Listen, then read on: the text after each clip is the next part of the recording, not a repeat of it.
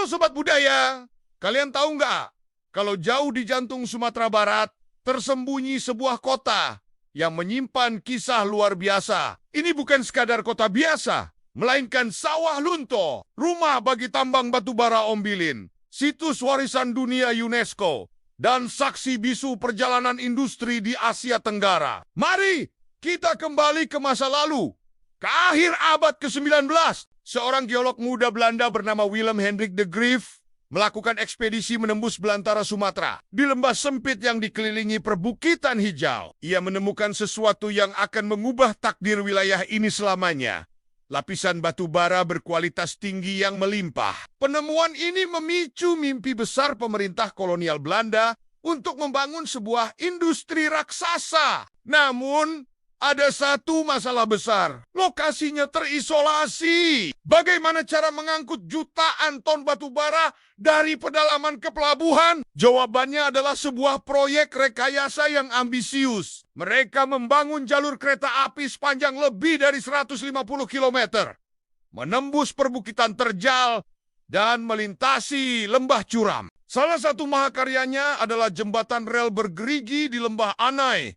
Sebuah keajaiban teknik pada masanya yang masih bisa kita lihat hingga hari ini. Seiring dengan rel kereta api, mereka juga membangun pelabuhan Teluk Bayur di Padang, yang kala itu dikenal sebagai Emmahaven. Pelabuhan ini dirancang khusus sebagai gerbang ekspor batu bara ke seluruh dunia. Infrastruktur raksasa ini tambang, rel kereta, dan pelabuhan menjadi satu sistem terpadu yang luar biasa. Untuk mengoperasikan tambang, Belanda mendatangkan ribuan pekerja paksa. Mereka dijuluki orang rantai karena kaki mereka dirantai untuk mencegah pelarian. Mereka bekerja dalam kondisi yang sangat berat, menggali terowongan gelap dan pengap jauh di bawah tanah. Jerih payah dan keringat mereka lah yang menjadi pondasi kemakmuran Sawah Lunto. Kisah mereka adalah bagian kelam, namun penting dari sejarah Ombilin.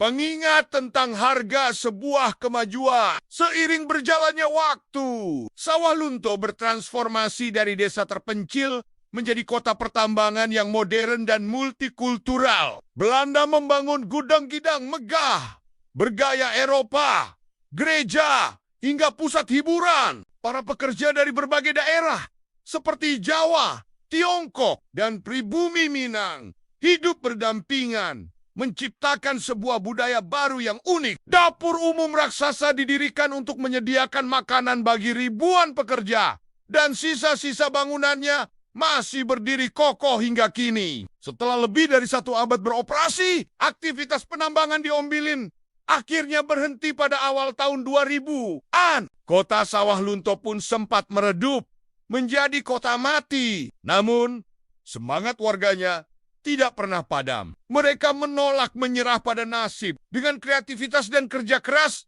Sawah Lunto bangkit kembali. Bukan lagi sebagai kota tambang, tetapi sebagai kota wisata sejarah yang menawan. Bekas lubang tambang Basuro kini menjadi museum yang bisa kita jelajahi, merasakan langsung bagaimana suasana kerja para penambang tempo dulu. Gedung-gedung tua direvitalisasi menjadi museum, kafe, dan penginapan. Dapur umum kuno diubah menjadi pusat kebudayaan. Sawah Lunto telah berhasil mengubah masa lalunya yang kelam menjadi aset berharga yang menarik wisatawan dari seluruh dunia. Kisah tambang Ombilin Sawah Lunto adalah cerita tentang ambisi, inovasi, penderitaan, dan kebangkitan. Ini adalah warisan yang mengajarkan kita bahwa dari sisi-sisi industri bisa lahir sebuah keindahan baru. Sebuah bukti bahwa sejarah, sekelam apapun itu, bisa menjadi cahaya yang menuntun kita ke masa depan yang lebih cerah. Terima kasih sudah menyimak perjalanan kita ke Sawah Lunto. Jika kalian suka dengan cerita seperti ini,